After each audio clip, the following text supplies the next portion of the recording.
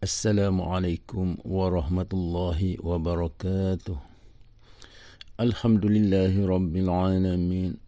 Wassalatu wassalamu ala ashrafil anbiya'i wal mursalin wa ala alihi wa sahbihi ajma'in. Rabbi shrah li sadri wa yassir li amri wahlul 'uqdatam min lisani yafqahu qawli.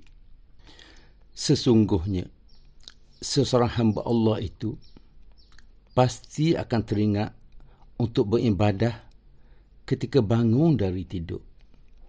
Dia akan tajarruk dengan tekad untuk beribadah yang mana bermula dari keyakinan yang wujud di dalam hati yang suci.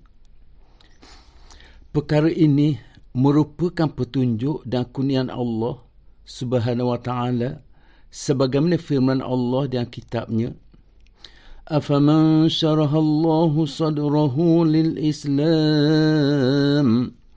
فَهُوَ عَلَى نُورٍ مِّن رَبِّهِ. Jika demikian, adakah orang yang telah dilapangkan Allah dadanya untuk menerima Islam, lalu ia tetap berada dalam cahaya hidayah petunjuk dari Tuhannya, sama seperti orang yang tertutup mata hatinya dengan selaput kedurhakaan. Surah Az-Zumar ayat 22.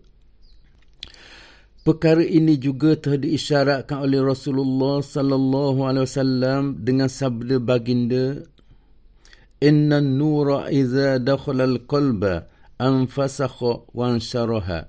Sesungguhnya nur atau cahaya, apabila ia telah masuk ke dalam hati-hati manusia, hatinya akan menjadi lapang dan tenang. Salah seorang sahabat telah bertanya kepada Rasulullah sallallahu alaihi wasallam, "Ya Rasulullah, apakah perkara seperti itu ada alamatnya sehingga kita dapat mengetahui apakah tanda-tanda tersebut?" Rasulullah sallallahu alaihi wasallam menjawab, "Ada, iaitu menjauhkan diri dari dunia dan kembali ke alam kekal abadi serta bersiap sedia sebelum mati." Jika perkara ini ada terlintas di dalam pemikiran seseorang, maka mula-mula dia akan berkata di dalam hatinya, "Sekarang aku rasa aku telah dikurniakan dengan pelbagai nikmat dari Allah, seperti nikmat hidup, nikmat memiliki sifat kudrat sehingga mampu untuk melakukan sesuatu, boleh berfikir dan berbicara, serta pelbagai perkara lain yang bermakna. Semua nikmat dan kesenangan ini ada pada diriku, selain dari terselamat daripada pelbagai ujian dan musibah. Kesemua nikmat ini tentu ada pemberinya yang menuntutku agar bersyukur dan berkhidmat kepadanya. Apabila aku lalai untuk berkhidmat kepadanya atau mensyukuri nikmatnya, pasti dia akan menarik semua nikmat itu dan aku pula pasti menerima hukuman dan balasan. Bukankah dia telah mengutuskan seorang rasul kepadaku, yakni Nabi Muhammad sallallahu alaihi wasallam? Dia memuliakan rasulnya dengan pelbagai mukjizat yang tidak termampu dilakukan oleh manusia biasa. Rasul telah memberi khabar berita bahawa aku hanya mempunyai satu Tuhan, iaitu Tuhan yang maha mulia, maha kuasa, maha mengetahui, maha hidup, maha berkehendak, berbicara, memerintah, melarang serta kuasa untuk menghukum jika aku menderhaka. Bahkan dia mengetahui segala rahsiaku, segala yang terlintas di hati dan pemikiranku. Sesungguhnya dia telah menjanjikan sesuatu, maka dia memerintahkan aku agar taat kepada hukum-hukumnya. Jika hati seseorang telah berkata demikian, ini berarti dia sedar bahawa perkara tersebut bukanlah sesuatu yang mustahil atau tidak masuk akal, akan tetapi adalah suatu kenyataan yang pasti. Dia mengetahui dan mendengar perkataan Rasulullah melalui para ulama. Hatinya pasti berkata, perkara ini masuk akal kerana dalam sepintah lalu saja sudah dapat difahami. Di sini dia merasa khawatir tentang nasib dirinya kerana timbul pada dirinya satu perasaan takut. Perkara inilah yang dimaksudkan dengan lintasan hati yang menimbulkan perasaan takut sehingga seseorang itu sedar dan insaf, dan inilah yang akan menguatkan lagi hujah ke atasnya. Walaupun dia merasa takut, tetapi dia faham. Oleh kerana itu dia terikat sebab tidak ada lagi alasan untuk dia memutuskan hubungan dengannya, apalagi untuk berkhayal, mencari dan memikirkan dalil dan bukti. Pertama sekali ialah tentang ciptaan yang menunjukkan kehebatan si pencipta.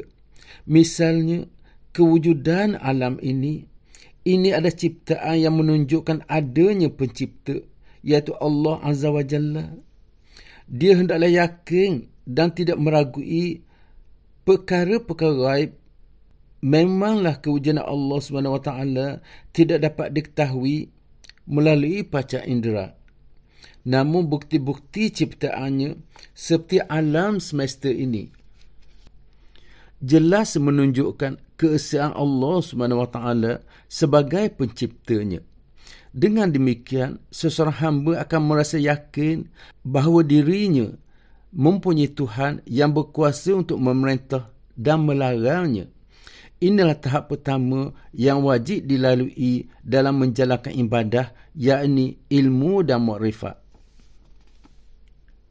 Maka amatlah penting ke atas sekalian muslimin untuk mengetahui bahawa ibadah tanpa ilmu dan makrifat tidak berarti. Ini kerana dalam menjalankan ibadah, seseorang wajib mengetahui atau memahami dengan sebenar-benarnya apa yang dilakukan.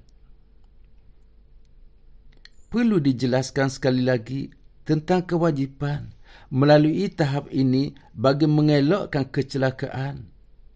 Dengan kata lain, seseorang itu perlu belajar dahulu dengan sepenuhnya agar dapat menjalankan ibadah tersebut dengan betul sambil merenung hikmah di sebalik setiap yang diperintahkan Allah ke atasnya. Antara caranya ialah dengan mendalami Al-Quran, bertanya tentang akhirat kepada para ulama, para alim, penerang ummah, iman dan sebagainya. Dengan ini Allah SWT akan memberi taufik dan hidayahnya. Maka dengan berkat dan taufiknya, pasti hamba tersebut berjaya mencapai peringkat tersebut. Ini kerana setelah ilmu penuh di dada, maka akan timbullah satu keyakinan di dalam jiwanya. Dia akan meyakini akan kewujudan perkara-perkara gaib, percaya adanya Allah, adanya Rasulullah sallallahu alaihi wasallam, adanya syurga, neraka, hisab dan sebagainya. Kini dia benar-benar yakin bahawa hanya ada satu saja Tuhan, Tuhan yang tiada sekutu baginya. Dia adalah pencipta alam ini dan kita diperintahkan untuk bersyukur dan taat kepadanya lahir dan batin. Tuhan juga memerintahkan supaya berhati-hati dan tidak berbuat kufur dan melarang dari melakukan perbuatan-perbuatan maksiat. Allah SWT telah menjanjikan pahala yang kekal bagi orang-orang yang taat kepadanya. Sebaliknya Allah SWT akan memberikan hukuman yang kekal bagi orang-orang yang mendahaka dan berpaling darinya. Maka pengetahuan dan keyakinannya akan perkara-perkara gaib itu akan mendorongnya berkhidmat dan melakukan ibadah dengan sepenuh hati, menghambakan diri kepada si pemberi nikmat, yakni Allah SWT. Ini berarti dia telah menemui apa yang selama ini dicari. Akan tetapi dia masih belum mengetahui cara untuk beribadah. Dia sudah pun mengenal Tuhan, tetapi bagaimana cara untuk mengabdikan diri kepadanya? Apa yang diperlukan untuk berkhidmat kepadanya lahir dan batin? Setelah mengetahui cara makrifat kepada Allah SWT, Dia akan bersungguh-sungguh mempelajari cara beribadah. Dalam arti kata lain, setelah dia selesai mempelajari ilmu tauhid, dia akan mempelajari pula ilmu fiqh, iaitu bagaimana kaifiat dan syarat-syarat berwuduk, sembahyang dan sebagainya yang merupakan fardu. Setelah berusaha untuk mengetahuinya, maka ini berarti bahawa dia sudah berniat untuk melakukan ibadah. Sekianlah, wabillahi taufiq wal hidayah. Wassalamualaikum warahmatullahi wabarakatuh.